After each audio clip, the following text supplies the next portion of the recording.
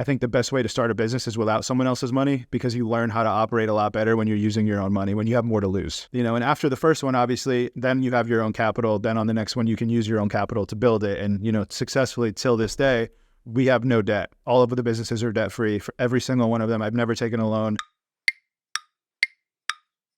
Hey, what's up, guys, and welcome to 5 Minute Founders, the show where we pick the brains of actual founders for the strategies, growth hacks, and stories of how they built their own companies. I'm your host, Matt LeBlanc, and my guest today is a serial entrepreneur in the health and wellness space. He is the founder of Relive Health, Raw Nutrition, Revive MD, and others. Domenic Iacovone, welcome to the show. Yeah, it's a pleasure. Let's jump right in. What are your businesses and what pain points do they solve for? Sure. Okay. So first business is Relive Health Centers. It's a franchise of medical offices nationwide, and we do therapies ranging from hormone replacement therapy to Botox, fillers, laser facials, aesthetics, pretty much anything to do with like fixing the body internally and externally. So pain points that they solve is obviously fixing the body internally, hormonally, and doing it in a way of, I guess you would call it like concierge versus traditional medicine, where you kind of have to go to a hospital to do these things. We kind of make it an inviting environment to do these services.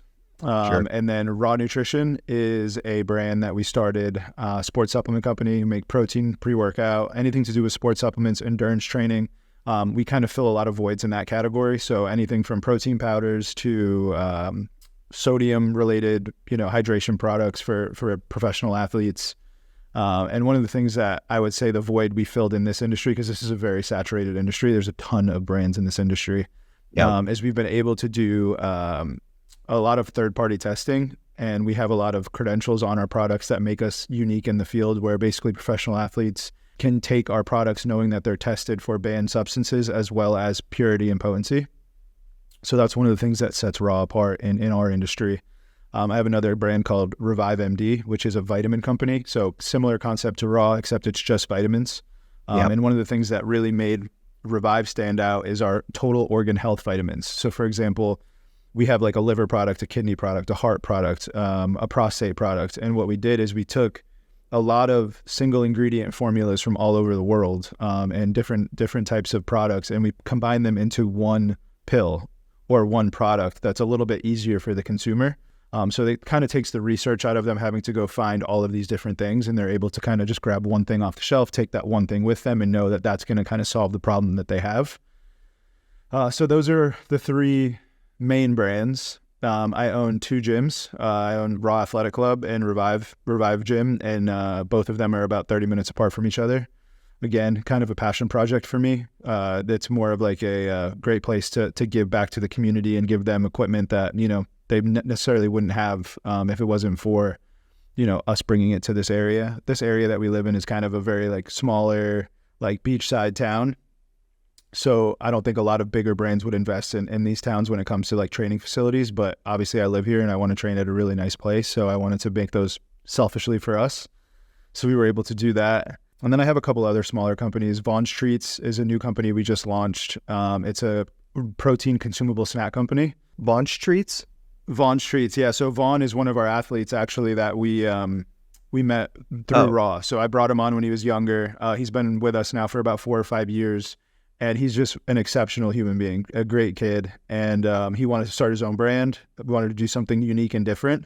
His brother has a health condition when he was younger that kind of caused him to want to make these healthy treats that had like basically like kind of like nostalgia, right? Like our first treat that we're launching here in the next couple of weeks is a protein chocolate covered pretzel. So it gives you all the nostalgia of, like a Flip's chocolate covered pretzel, except it's like that healthy for you version of that pretzel. Again, so, solving a problem of we want to be able to give snacks to kids, but how do we do that, get them to enjoy it, but also add in the nutritional value of protein to these snacks? So that's, the preface behind that brand. Sure. And then obviously Bum Energy. So that's the last one. Sorry, I got a few, but Bum Energy is definitely the last one we can go over here. And Bum Energy is our energy drink. We launched it last year. It's doing incredibly well, extremely, extremely well. Mass distributed all over. It's launching in Sam's Club, Walmart, Quick Trip, Vitamin Shop, GNC. So it's pretty much everywhere. And that's a really, really cool story because we wanted to I don't know if you've been kind of seen this, but like caffeine's kind of getting a bad reputation right around now.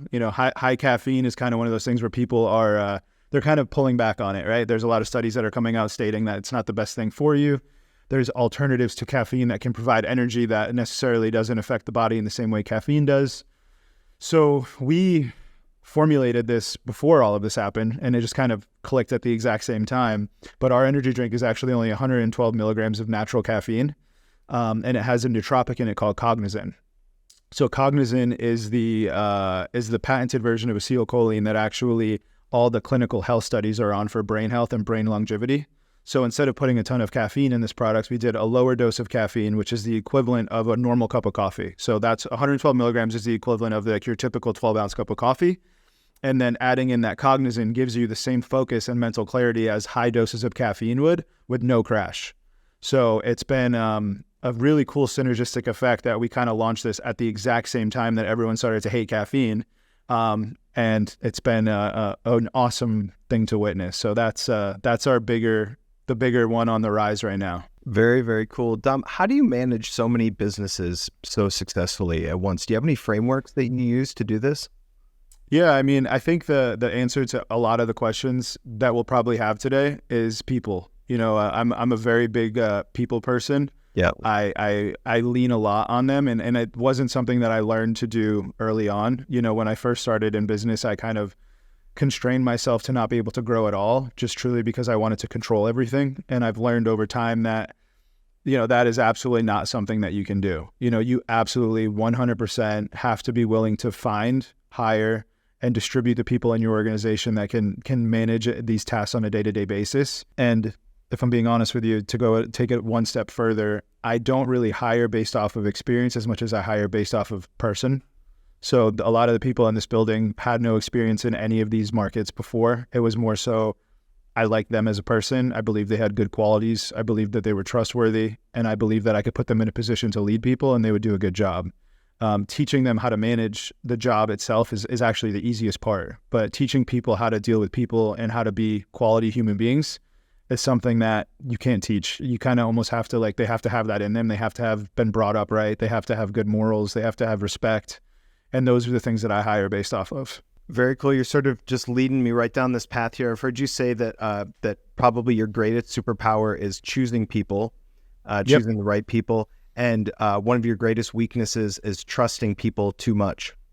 Correct. How do you build that trust with people? Is there sort of a tell for you when you go like, oh, I've trusted this person too much, or when you sort of make that? Yeah. I mean, there's a lot of tells, right? Like, I mean, you a lot of times in my industry, at least, sometimes when I go into these meetings, I know the answers to the questions I'm already asking. And I do it on purpose because I want to see how, like, for example, if there's a problem or if there's something going on, I may know how to fix the problem or I may know what's going on, but I want to hear how my team would solve it. Because one, they may have a better idea than I do, or two, they may not tell me the full truth, right? And I want to hear from their side. So, little telltale signs of untrustworthiness are ways that people try to manipulate the truth to make it seem like it's in their favor, without just saying, hey, look, this is the problem. This is how we need to fix it, whether it's my fault or not. Like, we just got to get this done.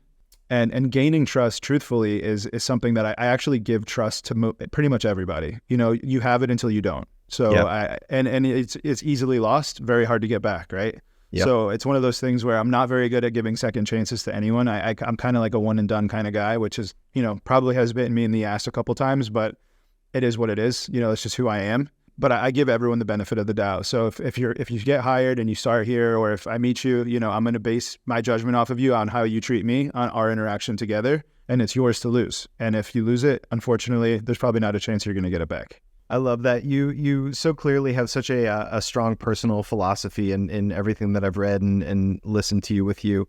I've heard you give the advice for new business owners to start lean, avoid overextension, and stay present in the early stages of the business. That's almost all the stages, but yes, in the beginning for sure. And that's the best advice I could give anybody. For someone like you who has been super prolific in starting all of these different companies, and as far as I can tell, I think it's been in roughly 7 or 8 years' time here that you've done this. Yeah, I started in 2017. Yeah. So how do you sort of balance that philosophy towards business with starting all of these endeavors? How do you determine what areas and what businesses continue to receive your focus on a day-to-day basis? Sure. I mean, that's a great question. So based off of like, how running and doing the things lean and managing that aspect of the initial part of the business, I think people just, and I think social media is honestly like the biggest problem when it comes to stuff like this, because you go on social media and, if, for instance, if you wanted to start a supplement company and you go on social media and you see raw nutrition, you see raw nutrition now, and if I showed you what raw nutrition looked like 4.5 years ago, you probably would not want to be interested in raw nutrition because it wasn't anything glamorous. It wasn't beautiful. It was just, we got what we needed to get done, and we did it the most efficient way possible with the least amount of money that we could, because unfortunately, we didn't have the money, right? And I think that when it comes to businesses, it's hard to, because in the beginning, and granted, there are some people who have done a great job of documenting something from beginning to end, but I truly do feel like if I spent the time that I do now documenting my life when I started my businesses, I wouldn't have had built the successful businesses that I have. I would have been too focused on the wrong thing, right? And I attest myself to I live in a very small town in Florida. There's not a lot going on here. I have my wife, my close family, and I do a lot just managing that relationship and my work, right? So I think that kind of secluding myself the way I did ultimately made me more successful because I had no distractions. All I did was focus on work, and my wife was amazing at letting me do that. But I think the best advice that I would ever give anyone is, when you're starting something, plan it out, put it on paper, figure out, what you need to do to make ends meet, and really just do that until you can't. People get so excited about, oh, we need to hire a marketing director. We need to hire this person. We need to hire a guy to pack the boxes. We need to hire a guy to answer the phones. But if you can have one person doing all of those things, the quicker that you start profiting, the more you can put back into the business, the more the business can grow. And all of the businesses that we've had, the first one's the hardest, right? It's kind of like you learn how to do everything wrong the first time, and then you learn from that, and you don't make the same mistakes twice. So with the medical offices, full transparency, I maxed out in American Express. My first office was 400 square feet, maybe 450 square feet, and I made it work, right? I had, it was me and then one nurse. And then as I grew, I would hire a different doctor, and I would grow the infrastructure based off of, being able to. I never put myself in debt because I didn't have that luxury. I didn't have money. I had nothing to rely on. So I knew if I failed, I was totally screwed. And I think the problem is nowadays you have a lot of people who are willing to give people money to start businesses, unfortunately. And sometimes I think the best way to start a business is without someone else's money, because you learn how to operate a lot better when you're using your own money, when you have more to lose. And after the first one, obviously, then you have your own capital. Then on the next one, you can use your own capital to build it. And, successfully till this day, we have no debt. All of the businesses are debt free for every single one of them. I've never taken a loan. So it's been one of those things that, I've been able to not just preach about, but I've done personally, and I can speak on all of it. And could I get one today? Absolutely. If I needed one, I could leverage that and do it. But, I've been able to get to this point of my career without. So it feels good to be here and to have that opportunity, or have that if needed. Incredible. That's inspiring, man, to hear that you've done all of this debt free. Yeah. Kind of digging a little deeper into Relive Health. These are the clinics that you do. What gap did you see in the market that led you to opening those clinics and then franchising them? I mean, I've read about the sort of early story that you kind of opened this brick and mortar location and everything was set up, and you had a lot of trouble bringing people in the beginning, and made a couple of adjustments, and before long you had a line down the street. So how did that kind of all come about? Sure. So I opened the first one. Literally, I remember I graduated, got my doctorate, moved to Florida. I leased a space. I remember I have a picture. I have the key in my hand of the space, and I was just absolutely petrified. I was like, what the f am I doing here? This is everything I have in this one little space. Again, when I tell you I run things lean, I ran things lean, but they were always nice. Like I made sure, maybe it didn't cost a lot, but it damn sure looked like it was an expensive build out, right? So I put the money where it was important, and I made sure people, because when you're selling a service, ultimately that people have to feel like it's a privilege for them to be there. And if they don't feel that way when they walk through the door, they're not going to buy into the brand. They won't do it, because they're going to feel like they're doing you a service versus you doing them a service. They need to feel like they're being well taken care of, and there's just an experience that comes with coming to your facility. So that was like, I dumped most of my money into the aesthetics of the facility, right? And when that happened, I knew that if I could get people in the door, they would stay. I knew that from the point of them crossing the threshold of that first medical office, I knew I was smart enough to get them to stay. I knew I had a quality product that would keep them there. I just needed to get them in the door. my naive self thought that that would just happen on its own, right? So the first one I opened and no one was coming in. And I was freaking out. I mean, I literally had a call with my mom. I never forget, I was sitting outside on one of the stops where the car tires hit when you pull into a parking spot, and I was just crying to her, like, I'm closing this place, you know, I can't get anyone in the door. And she gave me like a really good pep talk, but it was basically along the lines of like, you just opened, what did you expect? People aren't just going to walk into your office, right? And 2017 is when Facebook and Instagram ads just started. You know, this was no one was doing them, especially in the medical field. You may have had like a couple of supplement brands or whatever doing something back then, but in the medical field, nobody was doing it. So yeah, I found some guy that was local that was dabbling. I would say now he was probably very inexperienced, but at the time I thought he was the smartest guy in the world. I hired him, and I had one of my best friends who was also a police officer at the time start just filming me do videos.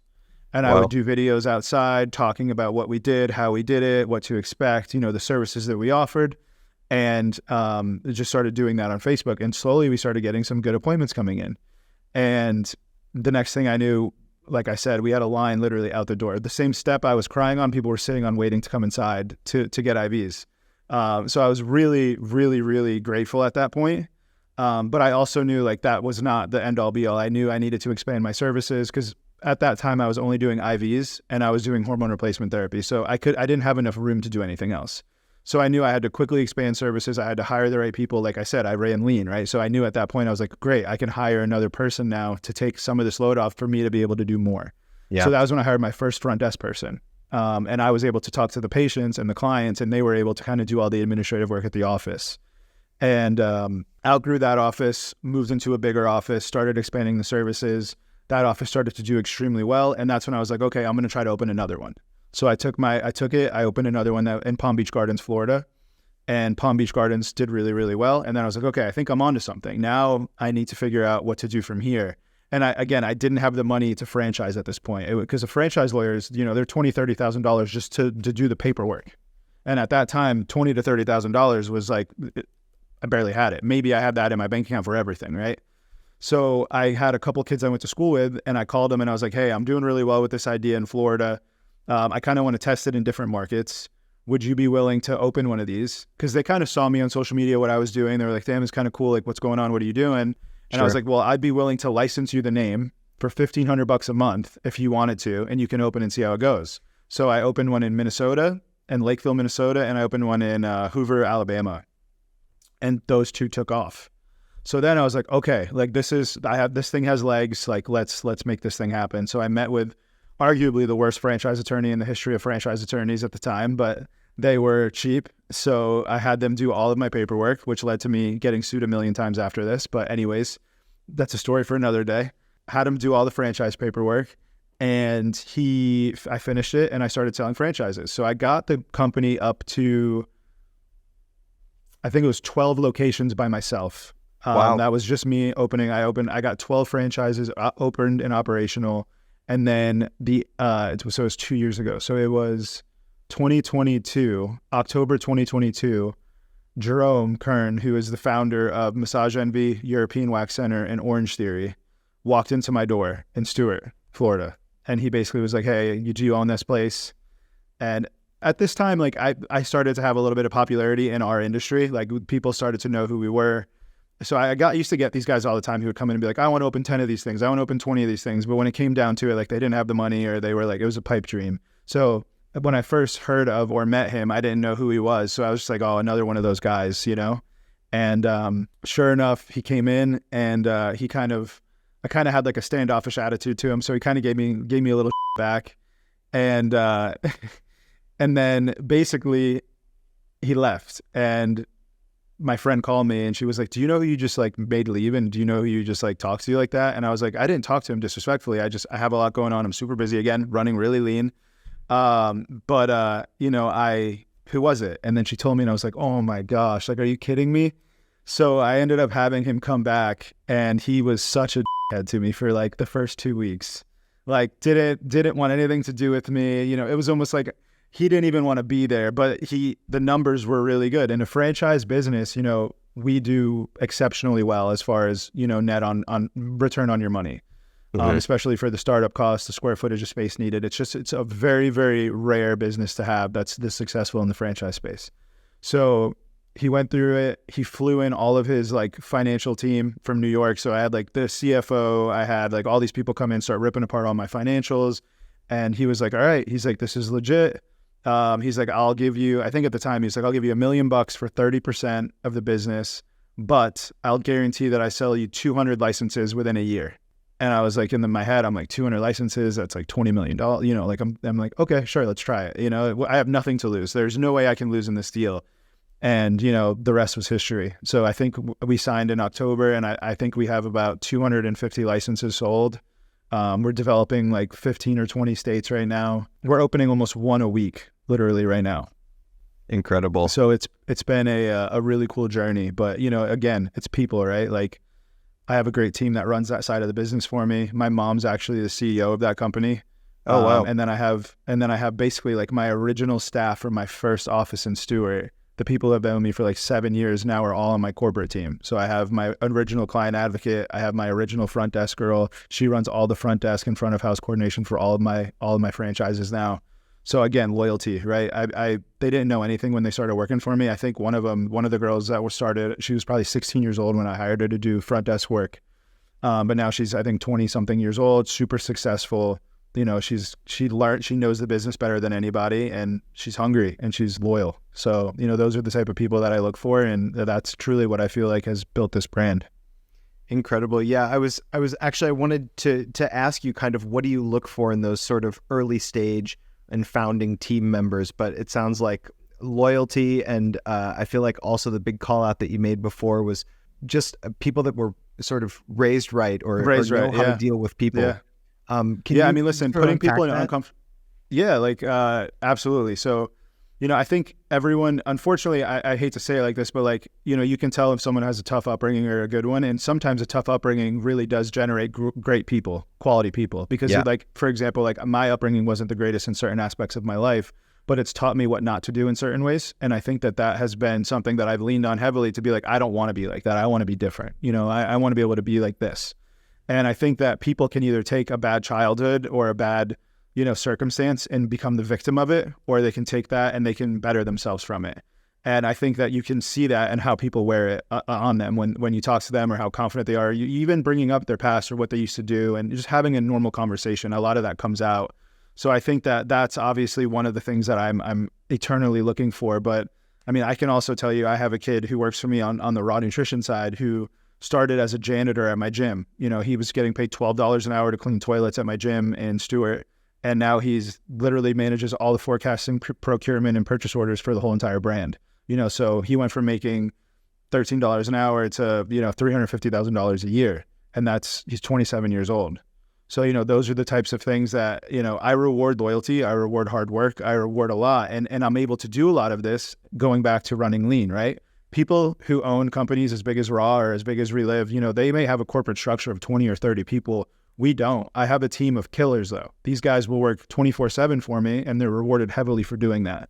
So I like to manage less people, give people more responsibility, and reward them heavily for doing that, because I just keep my circle close. I like a tight-knit group, and I believe that I don't think people understand how capable they are of doing things until you put them in a position to have to be capable.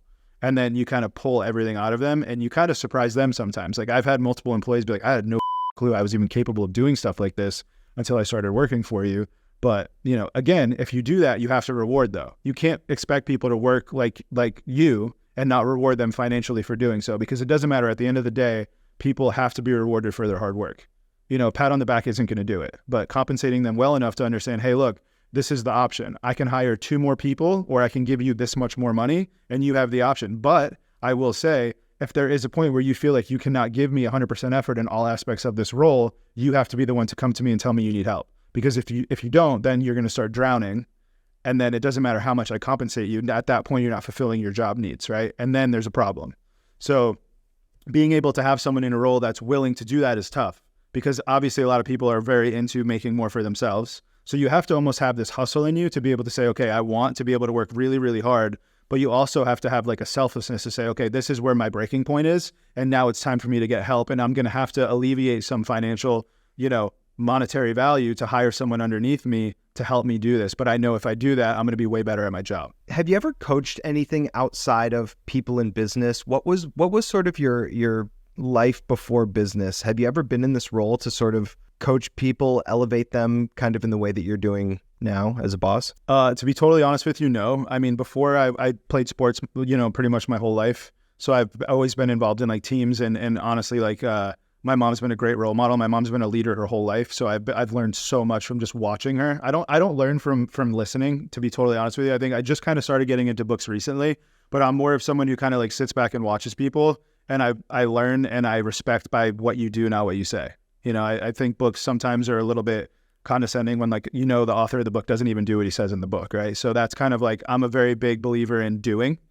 And I think one of the things that is probably, you're not the first person who has asked me this question. I get asked this question a lot. And I think there was a part of my childhood, again, I grew up in a household where, my father figure or my dad kind of like always made me feel like I wasn't good enough for anything, so my ammo when I was growing up was, I just want to do this and do really good at it because I want to shut him up, right? I want to prove him wrong. That was, and I realized at a certain age that was a really unhealthy way to manage like my success. Like, I don't want to be successful for him. I want to be successful for me. I want to do this because I want to give a better life to my wife, to my kids, to my family, to my friends. I don't want to do it to prove somebody wrong. I think that's the wrong. Granted, at some point in time, was it great? Absolutely. I don't know if I would be here if it wasn't for that fire that he lit under me. But right now, going back, I truly, I wouldn't wish that on anybody because the pressure it puts on someone. And honestly, the sense of not being good enough is because throughout that whole time, right, you're not thinking you're good. You're thinking you're not good enough. So you're trying to do everything you can to get the validity of being good. So, and up until recently, I've never thought I was good enough to coach or teach or do anything. And even after my first successful business or my second successful business, because if I'm being transparent with you, when I look at social media and I look at these people who are coaching or these gurus, I think like, if you're so good at running a business, why don't you just run your own? Right? Like, if you're so good at building these billion-dollar brands, like, why not just build a billion-dollar brand, not have to teach everyone how to do it and just live happily and have to do nothing, right? And I think that now I've realized why some of them do it, like especially the ones that I actually do believe are quality coaches, because I think that there is a part of me that loves this process, right? And I think that now, and where I'm at in my life, I don't think I want to start anything else because I truly feel like I've fulfilled that purpose in me. I feel like I've done everything that I need to do, and I want to focus my energy on my kids and my wife. And the sacrifices that I gave was time, right? I gave a lot of my time up in my 20s and my 30s. Well, I'm 34, but in my 30s to be able to have the life that I have. But now I want to be able to take that time back, and I want to be able to spend it with my wife, and I want to be able to spend it with my kids. And, I'm expecting my son literally within the next 2 weeks. So I'm so excited to meet him. But yeah, and I just want to be there, and again, going back to my childhood, my dad wasn't really around. So it's very important to me that I am around. So that answers kind of that question. But I do see myself, in the future, maybe taking on like a consulting role where once I take some chips off the table in these other brands that I have, like I would love to do it as a passion, because I do love seeing something that's struggling or something that I feel like I can help with and take that and grow that into something bigger than they have, or that we could do individually. Right. So that's something that I definitely think I will dabble into soon. It's just, it took me a long time to feel like I was honestly good enough to even offer that type of a service, which I know may sound crazy to you, but to me, it's like, I understand I did it once, but can I do it twice? Okay, I did it twice. Can I teach it now? And I've been able to do that. So I feel like now I have the internal validation to be able to go to someone else and say, hey, look, I really do think I can help you. And I would love to do that. I'm surprised to hear that answer, quite honestly. I thought you were going to tell me that you'd been coaching some sport or something for years. You seem really passionate, but you seem like you love it. Funny that you almost seem resistant to the idea or something. It's very relatable to see somebody in your position who's appears to be experiencing some level of imposter syndrome, I think in some level, which is super universal. So thanks. I think it's everyone struggles with that stuff. It doesn't matter how successful you are. There's always a part of you who thinks like, am I, or did I get lucky? The first time, was it luck? Was I in the right place at the right time? And, it's easy because you always get noise. You're like, everyone has something to say about successful people. So it's like, okay, maybe they're right. Maybe I did get lucky. Maybe I got to this industry before anyone else did. But then, when you do it again in a new industry, it's like, okay, I think I'm doing something right here. Yeah. Dom, what constitutes a successful founder in your eyes? What qualities That's a great does question. somebody need? So my answer to this question a year ago would be different than what it is today. So I'll give you my answer today because I think it's the more valuable answer. I think a successful founder and a successful CEO of any brand has the ability to take everyone's role in their company and help them be better at their role. And I think that a lot of people mistake what a CEO is. A CEO is probably the most selfless job you can have. I think that, and if you put someone who isn't selfless in a CEO's position, I think any company will fail over time. And the reason being is because the CEO's job is not anything but making everyone else's job easier. And if you think about that and you really relate it to most, like what you think of as a CEO, those things really usually you don't go together. You're usually thinking of someone who's sitting on a silver, like an Eiffel Tower, wearing a suit, dictating everything around. And I mean, this is how I come to work every day. I'm in a gym shirt. I have gym shorts on. This is me every day. I am who I am. And my job when I come in this building is to make sure that every one of my guys has everything that they need to be successful in their role. My SVP of sales, my sales guys, my marketing team, my CFO, my HR department. I don't know those roles and I'm not good at any of those things, but I know that I can give these people tools and I can manage relationships to make sure that they have everything they need to be successful. And ultimately, if everyone underneath me has everything they need to be successful, there's no way that my business or my job is going to fail. What do you think your answer to that question would have been a year ago? Why is it shifted like this? It's great. So I kind of brought it up a little bit earlier, but when I first got into business, I thought that I had to do everything. Right. And I thought that if I didn't do it, I thought that it was going to get messed up. And I had to go through this phase of learning that, when you do delegate and when you do give things to other people, there is a 100% certainty that you will get a disaster on your hands or something will go wrong or something will get up. But it's how you manage those disasters and how you help those people go through those problems that truly makes you a good leader. And I think over time, I learned this by it happening. I don't think anyone could have taught me this. I don't think anyone would have been able to say, hey, look, like this is what you need to do. Because I'm like, you're crazy. That's not going to work. I'll just do it myself. It's easier. I don't need to teach anybody. I would much rather just do it so I don't have to fix it. Yeah. And that mentality is crippling to any successful person because your scalability and your time management goes to zero. Yeah. So now, instead of thinking things like that, now I will delegate. I will let something bad happen. And like I told you earlier, I'll sit and I'll see how they handle the situation. And if they handle the situation well, great. I'm not even going to interfere. But if they don't, I'm going to help them through that situation the best way I can and help them get out on the other side. And by doing that, now they've learned, now they've gotten better, and now they're not going to make that same mistake again.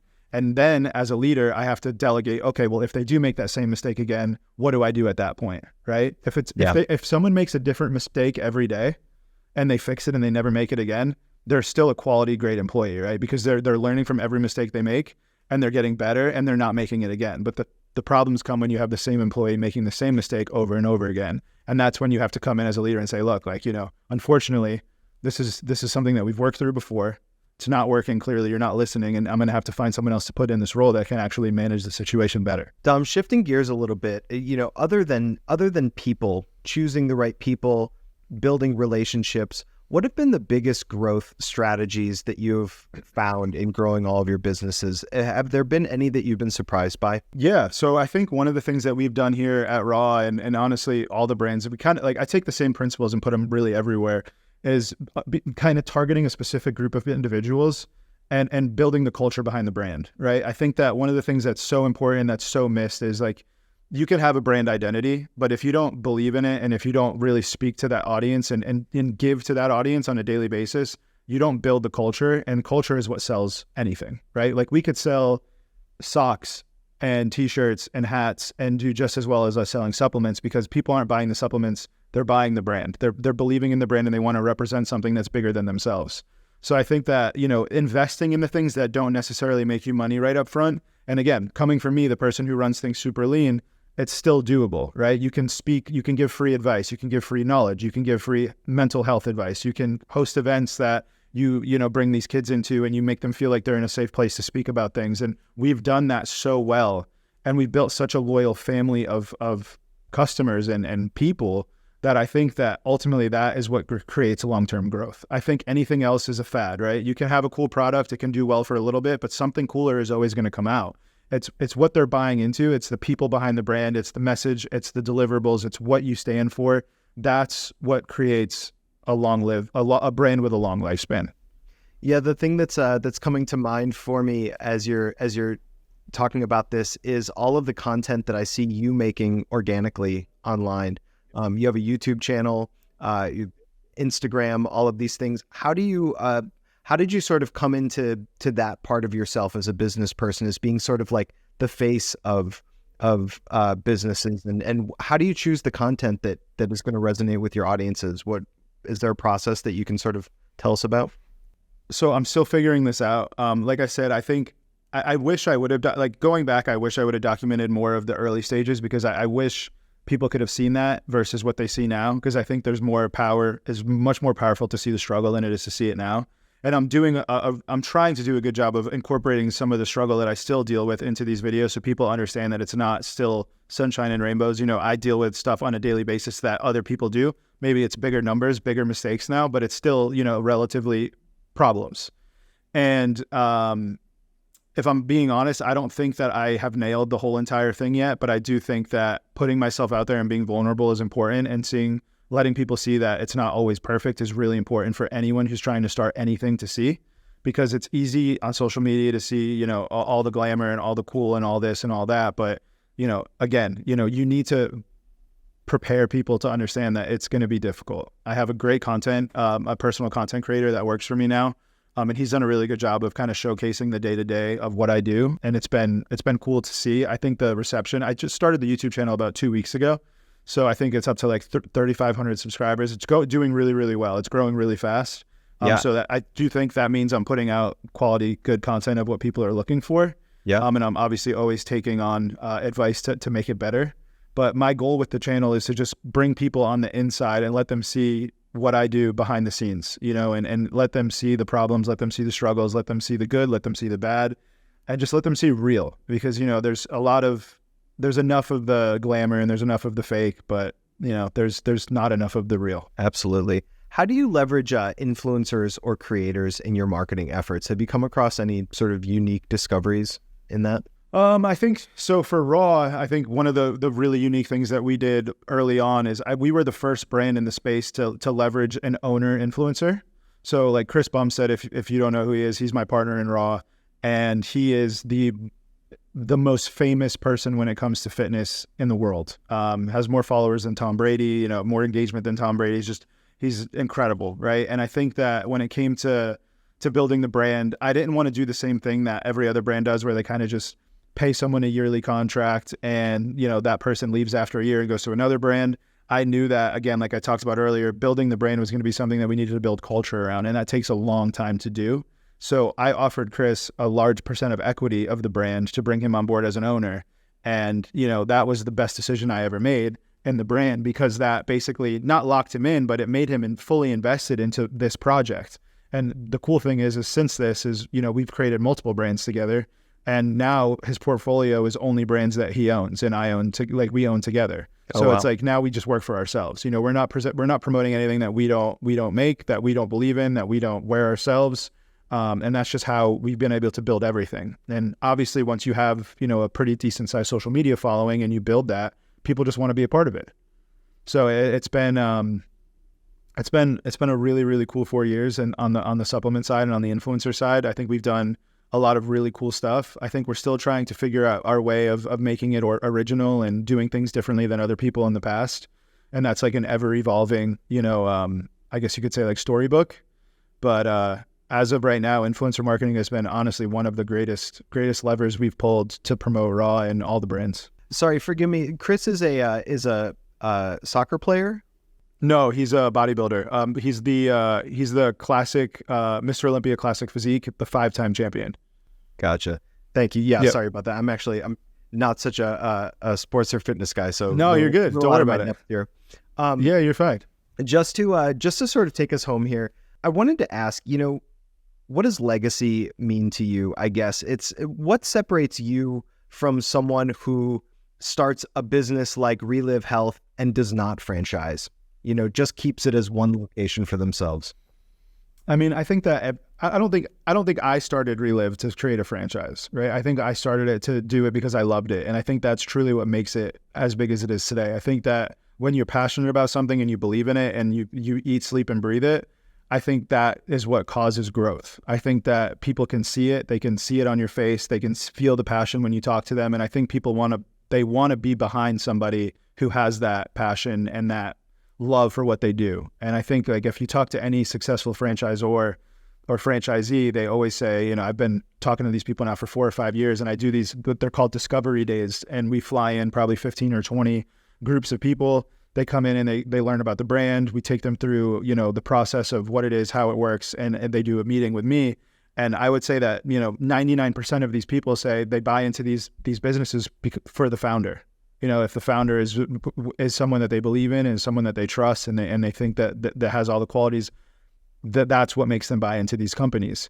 So, I mean, I think that legacy is the most important thing to me when it comes to, setting my children up for success and making sure that, our name is not tarnished and we do something very special long term. And I've always been wanting to build something bigger than myself my whole life. That's been my goal. Is I want this brand to be more than Dom. I want it to be more than Chris. I want it to be more than any. I want Raw to be Raw. I want people to know Raw before they know me. And I've done a great job of that. I think that a lot of people in the industry may not even know who I am unless you're someone in the industry, right? So I think that legacy is so important. And I think that's one of the hardest parts about the position I'm in now too, because there has to be an exit, right? Like these things grow and they have to sell. You can't hold it forever, and that has been the most challenging thing for me, because it's like, who do I put, for lack of a better word, my children, and who's going to take care of them the way I did? These bigger groups, these private equity groups and these CPG groups, they look at these things as bank accounts. They don't look at them as children. So that has been something that I've had to battle internally for a long time, is like, when the time is right or when that time comes, am I going to be okay, handing over the keys to this to somebody who didn't start it from nothing and doesn't love it the way I love it? So that's probably, I know it's off the kind of question you asked about legacy, but it is very important to me, and I struggle with that piece of it. Dom, I've got all the confidence that you're going to choose the right people to take over your businesses eventually. It's your superpower is choosing people. So thank you. Maybe the stakes are a little bit higher. God, just one more thing before I go, because I just wanted to know this. I heard you talking about the importance of having a sense of urgency in business. And you see a lot of people doing this wrong. A lot of people have a sense of speed. What is the difference in your mind between a sense of speed and a sense of urgency? Sure. That's a great question. I get this. That was probably the number one question I got after I posted that. And I think the difference between speed and urgency is simple, and it's what you accomplish in the time, right? I think a lot of people can move really fast, but they may be just running in circles. And urgency is different because you're moving with intent, right? You're purposeful. You have action. You have a plan. You're moving forward. You know what you're doing. And I've seen so many people, get into a field and they think they have to move. They have to do it overnight. It has to be an overnight success. If they don't do it, it's going to be a problem. And when I started Relive, there were 3 other franchise groups that started pretty much right around the same time as me. Most of them started before me. And all of those groups now are so far behind me, because while they were so focused on opening these locations, they didn't focus on building the foundation of the business, and they didn't focus on building the foundation of the brand and the story and the reason and the why, and, making sure that, you had all of these things in place, the policies, the SOPs, the CRM systems, the data, the marketing. So that way, when you went and you sold these, they were successful, and that's so important. And trust me, there were times where I was doing this and I was so mad at myself, because I'm looking and I'm saying, these guys are selling 20 locations this month. I'm not selling any because I'm so focused on this stupid thing, and this is costing me money and they're making money. And it was such a discipline for me to stick to that and continue to pour money into something that wasn't making me money at the time, that I was just pouring more money and more money and more money into, while all these other brands were blowing up. And I look at it today and it was the absolute best thing I ever did, because all of those companies are falling apart because they were built on sticks. And I built this solid foundation. And now, do we have the largest franchise company in what we do? Absolutely. But it's not even about that. It's more about, are our franchises making money? Absolutely. Are our franchisees happy? Absolutely. Do we have them going around talking poorly about the franchisor group? No, because we put the time in and we built the team. We have a great executive team. We have a great product. And now it's easy to sell. Moving with a sense of purpose and intent. I love it. Domenic Iacovone, thank you so much for the insightful talk today. I really appreciate the time. Tell us, where can people find you, learn more about you, about Raw Nutrition, Relive Health, Revive MD, any of your endeavors? So social media, my Instagram is D_Iacovone, IACOVONE. And then on YouTube, it's just D Iacovone without an underscore. I post pretty much regularly there. And again, I answer most of my DMs, emails. So feel free to contact me if you have any questions, concerns, help. If you need it, I'm here. Always try to help everyone I can. So thank you guys for the time. I appreciate it. I truly hope I helped answer some questions, and I hope I helped somebody who's watching this. Excellent. Where do we find you on YouTube, actually? It's just D Iacovone. So D Iacovone, all one word. Excellent. Dom, thank you so much for the time today. Of course, no worries. If you are listening and you are interested in exploding your own digital growth, you can get in touch with Jump 450 in the link below in the description. That is www.jump450.com. And do not forget to subscribe for more weekly episodes. We'll see you next time.